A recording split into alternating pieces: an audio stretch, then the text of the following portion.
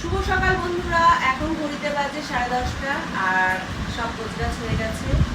বাড়ি ফিরবো। মাসি মনটা দেখো খুব খারাপ। আর কি করবো, আবার আসবো, মন খারাপ করো না, আবার আসবো। আসলে আমরা একসাথে থাকলে খুব ভালো থাকি, খুব। সেটাও আসে, তাও নবদ্বীপ থাকলে আসে সেটা। দেখো মাসির চোখ লাল হয়ে গেছে, ছাল ছাল মানে সেটাও রাখতে পারি না। খারাপ লাগে জানি। দেখছো সব সময় কাঁদে, আমি চলে গেলেই কাঁদে। না না, সবাই তুই সেটা তুমি তো আসতেই পারে না খুব, ওই জন্য সেটার জন্য তোরা বেশি আসিস না, এই জন্য একটু খারাপ লাগে। আমি আবার আসবো, মনে তো রোজ কথা হয়, রোজ নিয়ম করে গুড মর্নিং গুড নাইট, এটা মাসি রোজ রোজ। আমি ভুলে গেলেও মাসি ভুলে না, মানে এটা করবেই করবে। শোয়ার আগে না আমি শুয়ে পড়ছি, মানে একটা ফোন দিয়ে ভিডিও কল করে এটা বলবে। তবে সেটারও কিছু করতে পারি না।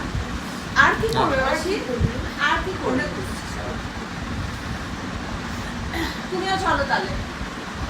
আমি বললাম চল, একা থাকা এত কষ্ট হতো না। একা একা তো ওই কারণে এত মা ছিল, আমার কোনো যত্নটা ছিল না, মাটাও চলে গেল। এই একা বাড়িতে থাকাটা সত্যি কতটা কষ্টের সেটা আমি ফিল করি, কারণ একা থাকা যায় না। আর আমরা সবাইকে নিয়ে থাকতে ভালোবাসি, তো এটাই হচ্ছে আমাদের সমস্যা। তাই এটা অনেকে আবার পছন্দ করে, অনেকে আবার পছন্দ করে না। আর এই ফিলিংস গুলো যাতে নিয়ে নিজে থাকতে চাই না। আমি তো দেখ, মানে তোকে এসে থাকি, তুলুকে তুলুও আসতে বলতাম, কিন্তু আমি পারলাম না সেটা বলতে। তনুকেও তো বললাম যে দিদি যখন আসে আসবি, সবাই মিলে একসাথে হই হুল্লোড় করবো।